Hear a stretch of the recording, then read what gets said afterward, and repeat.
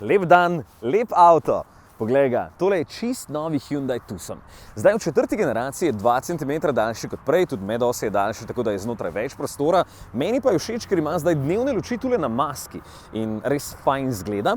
Se pa v bistvu potem, ko je parkiran, sploh ne vidi, da so tole luči, kar je kar mindfuck, bi eni rekli, ne?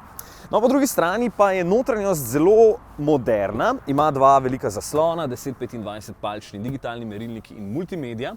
Pa tudi tale sredinska konzola je malo više postavljena, tako da imaš bolj pri roki vse te gumbe, ki so tule na voljo. Pa še menjalnik malo je PRND, čeprav mogoče bi bilo PRDN bolj smešno. Ja. Gremo še pogledati prtljažnik. Aha, zadaj nima brisalca, ampak ga ima, ker je skrit tule spodaj pod temle spoilerčkom.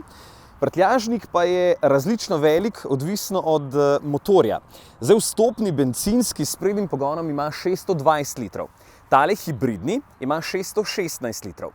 Pol dizelski imajo 598 litrov, bencinski blagohibridni imajo 577 litrski prtljažnik in dizelski blagohibridni Tucsoni imajo 546 litrske prtljažnike. Tako da odvisno kakšnega rabite, takšen motor potem vzemite, ne?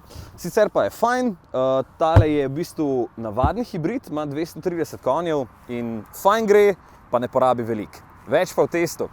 A ja, osnovni 22,5 z popustom, tale pa 38, slabih 39 s popustom.